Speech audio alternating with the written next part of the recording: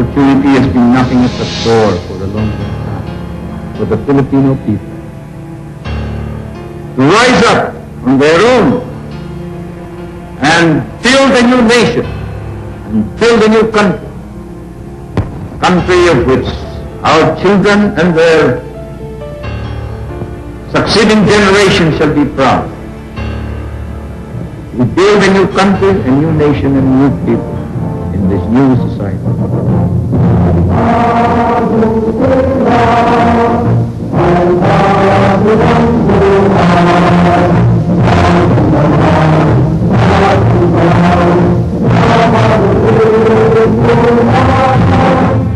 Mayroong hukbong militar ang bawat bansa upang pagsilbihan at pagtanggol ang mamamayan.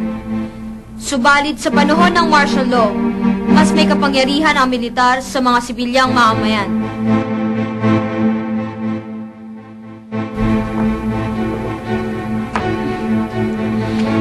Paano naman nagbago ang buhay ng sibilyang Pilipino sa ilalim ng martial law? Unang-una, ang presidente na ang gumagawa ng batas dahil pinasara na ang Kongreso. Bawal na ang mga rally at pagtitipon, bawal din ang strike sa paggawaan.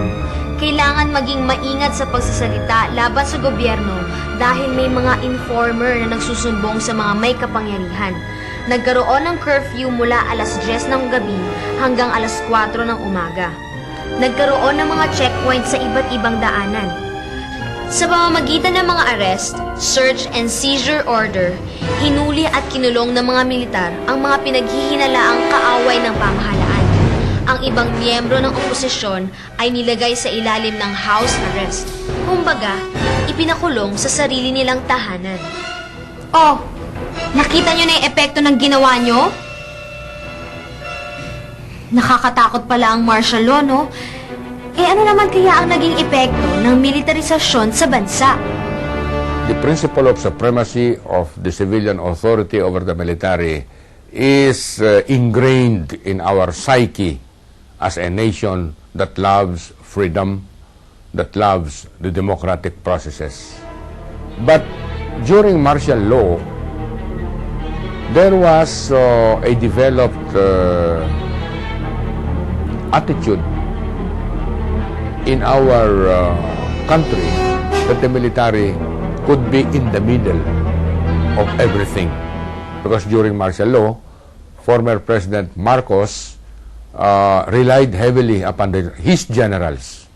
Matter of fact, the military was given jobs that it did not belong to the military, like being appointed as mayors of towns, governors of provinces, and even board members of corporations. So, the professionalism in the military during martial law was diluted by giving it functions that do not belong to the soldiers. Ginamit ni Marcos yung military. As a matter of fact, people don't remember this, pero the first time naging presidente siya, he took his oath January 1, 1966. Siya mismo ang Secretary of Defense. He himself took over the portfolio of the Secretary of Defense, and he was Secretary of Defense aside from being President of the Philippines for 1 year. So nakita ko, in hindsight, ay yun talaga ang plano niya, na i-consolidate yung military at nilagay niya in place lahat ng mga bata niya. So that by 1972, in place na lahat ng mga favorite loyal generals niya, yung tawag, yung Rolex 12. And these were the people who implemented the martial law decree. Dahil nga batas militar, nakita ang malaking presence ng militar sa pang-araw-araw na buhay. Kung kayo ang papipiliin, payag ba kayo sa martial law? Hindi ako payag na magkaroon ng martial law uli. Kasi sigurado na namang marami na naman ang masasaktan. Tapos kami-kami ring mga estudyante, madadamay din.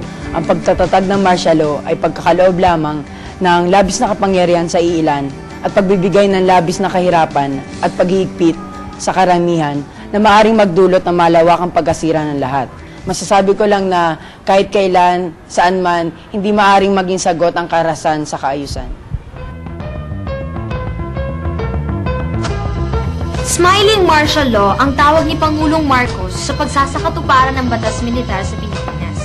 Sinikap niyang bigyan ng legal na mukha ang authoritarian government kaya tinawag niya itong constitutional authoritarianism. Sa pamamagitan ng saligang batas ng 1973, binago ng pamahalaan ang istruktura ng kapangyarihan sa gobyerno. Naging parliamentary government tayo na may isang prime minister na dapat ay hawak ang kapangyarihan sa pamahalaan. Ngunit sa katunayan, si Presidente Marcos ang may tunay na kapangyarihan. Dahil sa martial law, hindi natapos ang panunungkulan ni Marcos noong 1973. Sa halip, nagpatuloy siya bilang presidente ng 13 taon pa. Under the New Society, sinikap ng pamahalaang Marcos na bigyang suporta ang mga industriya ng bigas, nyog at asukal. Sa pamamagitan ng mga programa tulad ng Philippine Sugar Commission, Coconut Consumer Stabilization Fund, Masagana 99 para sa bigas, gumawa ang pamahalaan ng sistema para sa pagpapautang sa mga magsasaka, pagbibili ng mga kagamitan at pagbibenta ng mga produkto. Nakakatulong ba sa magsasaka at ekonomiya ng bansa ang mga programang ito? Mahirap atang sagutin yan Humingi na lang tayo ng tulong. Karamihan kasi ng mga proyekto nito, kontrolado rin ng mga cronies ni Marcos, ng pamilyang Marcos. Malaking element ng incompetence, ng corruption.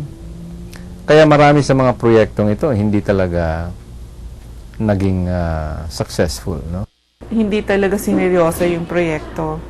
O baka, for example, sabihin natin yung mga idea na co-op, ng farmers cooperative. Magandang idea yun. Pero kung magiging pamamaraan yan para lumakas yung hawak mo sa tao sa probinsya, sa mga maliliit na tao sa lugar na yun, hindi maganda yun. And in the end, what Marcos did was just to enrich himself, pati yung cronies niya. Pag crony ka, wala kang gagawin Ang meron ka lang, connect. At sa pamamaraan ng pagkakaibigan mo sa isang tao na may connect, makakapag-utang ka, makakakuha ka ng franchise. Ang crony pala ay mga kaibigan at kamag-anak ng nasa kapangyarihan na nakikinabang sa gobyerno. Sayang yung mga programa na para sana sa kapakanan ng mamamayan at ng bayan. Ang nakinabang lang ay iilang tao dahil malapit sila sa may kapangyarihan. Maraming nagbago sa pamumuhay ng mga Pilipino noong idiniklara ang martial law. Kontrolado ng pamahalaan at militar ang iba't ibang aspeto ng buhay. Ang mga pahayagan, radyo, telebisyon, pelikula at malalaking industriya. Pinahuli at pinakulong ang mga kalaban sa politika at marami ring bawal ang magsalita ng laban sa pamahalaan, mag-organisa at magwelga. Dahil sa karanasang ito, mas naintindihan ng mga Pilipino ang tunay na kahulugan ng kalayaan. Huwag tayong pumayag sa anumang mga hakbang na naglalayong makapagbawas ng ating karapatan at kalayaan. Hanggang kailan kaya ang martial law at ano naman ang naging reaksyon ng taong bayan dito? Hanggang sa susunod, ako po si Dayan, ang inyong DJ dito po sa Kasaysayan TV.